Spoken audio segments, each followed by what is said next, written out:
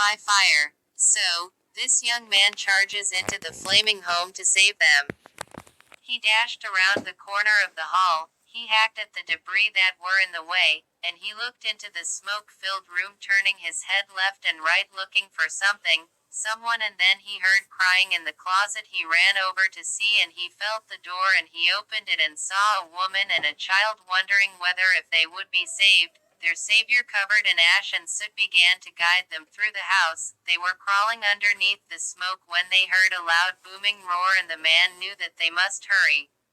His comrades outside were doing their best to calm the raging flames. Then a gas main leading into the house exploded, causing severe structural damage. It was due to collapse any minute, with the flames eating away at the integrity of the home, and the explosion happening on the side of the house. He had to get out.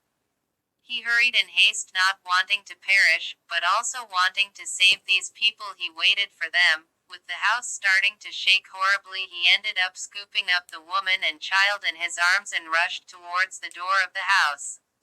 It was falling around them when a beam fell. He dropped the civilians, and caught the beam, because if it were to give way, the house would fall, crushing them all. With him holding the beam, the lady was confused to save herself and her child or help him get out with them. She did not want to leave the man behind, but she knew if she were to try to save him like he saved them, like he did, they would all die. So she helped her child up and left him. In his last moments, the smoke surrounding him making it hard to breathe, he had to get out. He said to himself, he can save more people, he cannot die here. But he knew that he was caught in a pickle. It would not matter if he made a mad dash for the door, the rubble would trap him underneath before he could make a step.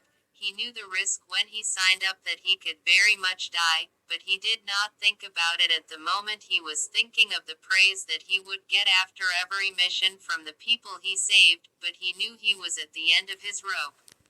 The house collapses, crushing the man underneath what used to be a house. The entire team was heartbroken to see the woman and child escape without their old friend. Some rushed to the rubble to look for him, but they knew it was in vain.